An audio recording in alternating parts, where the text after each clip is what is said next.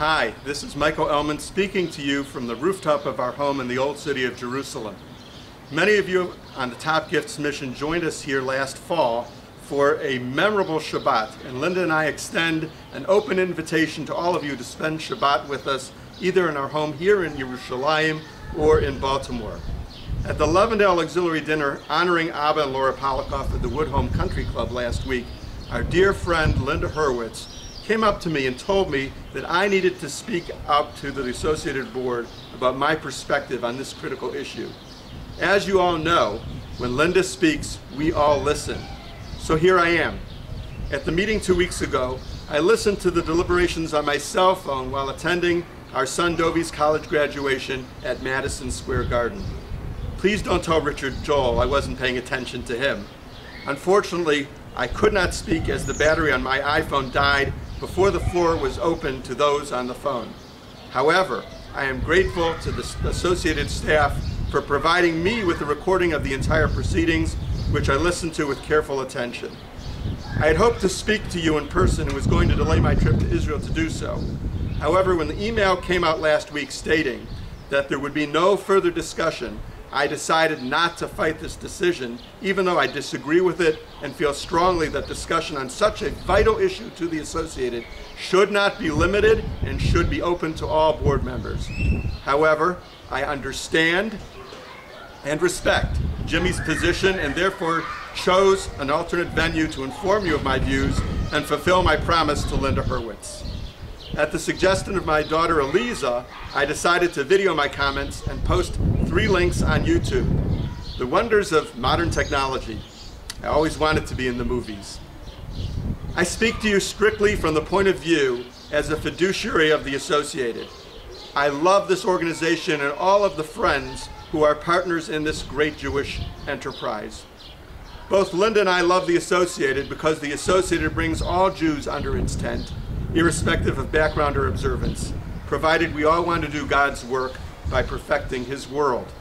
Like you, I do not want to see any harm come to our beloved organization.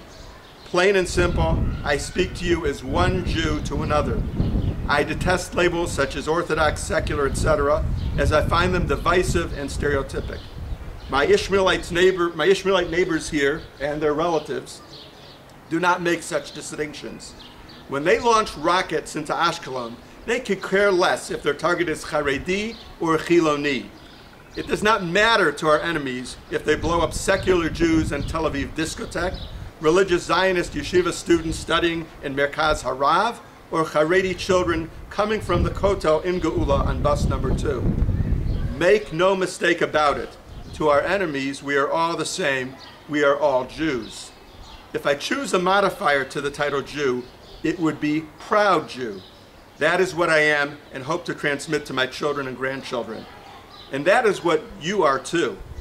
Rather than highlight differences, I choose to embrace what binds us together. If there's something you do I do not like, I cannot get angry with you, any more than I can get angry with my left hand if it acted involuntarily. Just like my left hand is part of me, so you are part of me and me part of you. We are all eternally bound together in Knesset Yisrael, the Jewish people. My remarks will be confined to 2 parts.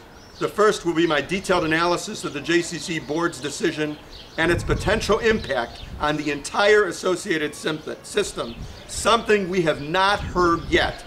Second, I will offer an answer to the question that so many of my friends have posed to me. Why should it matter to the Orthodox if the JCC opens on Shabbat? You do your thing, and we do ours. In the Associated world, I am known to you for my community work. Some of you have also seen me on the professional medical side as well. However, you are all probably unaware of a professional activity that occupies much of my time besides the practice of medicine. I actively manage millions of your tax dollars for the National Eye Institute. In this capacity, I serve as the chairman of the executive committee of the Diabetic Retinopathy Clinical Research Network, the NIH's major project in evaluating virtually all new treatments nationwide for diabetic eye disease. I also serve on the executive committee of the NIH's age-related eye disease study, our nation's major study of the #1 cause of blindness today. Finally, I serve as an editorial reviewer of scientific papers submitted to all the major eye journals in the United States.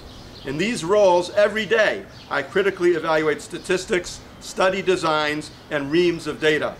I supervise decisions so that our tax dollars are spent wisely and with the least amount of risk possible to you, the major shareholder of these efforts. It is this skill set that I bring to the table in assessing the JCC board's decision and the potential ramifications not only for the JCC, but most importantly to the Associated. I must publicly thank Buddy Sapolsky, Dale Bush, and Ken Karsh, who on little notice provided me with answers to my questions and with explanations of the data. Based on what we heard last week, it appears that much of the JCC board's decision was driven by the results of a survey conducted by the Mandel Foundation. The survey was conducted by email. We do not know how many of the respondents were active members of the JCC and how many were former members of the JCC. This is an important fact to know.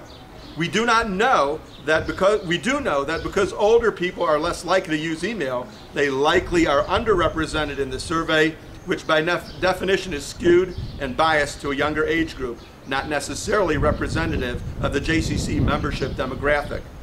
115 of 620 write-in comments at the end of the survey, which is 18.5%, not 25% quoted by some, indicated these respondents were unhappy that the JCC was closed on Saturdays.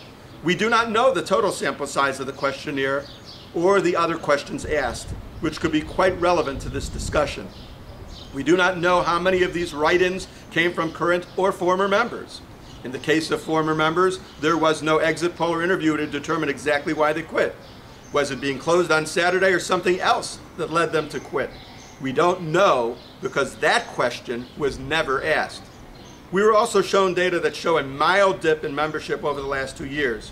What we were not shown, which is in the attachment of my email, is that despite this dip, annual revenues from membership continue to increase. The conclusion drawn was that this membership dip was because the JCC is closed on Saturdays. As a scientist, I can emphatically tell you that the limited data presented do not support this conclusion. So what else could it be? Could it be that we are in a recession and people have lost discretionary income or even their jobs? That was not asked. I have data appended to the email that show federal government statistics showing a similar dip in employment over the same time period. In my business, when multiple factors crop up, we do something called a regression analysis to control for bias and confounding variables. This simple but important analysis was not done. Note also that the 46% jump in membership between 1999 and 2001, despite that the JCC was closed on Saturdays during this time. Clearly, something resonated at that time to attract 6,000 new members. The write-in comments about Saturday from the Mandel survey are interesting and warrant further study. In my business, they are hypothesis generating. They raise questions that need to be answered in studies tailored to answer these important questions. But in and of themselves, they have no statistical validity and should never be used as a basis for decisions. If the JCC presentation was a scientific paper or an NIH grant application, my colleagues and I would reject it and send it back for major revision.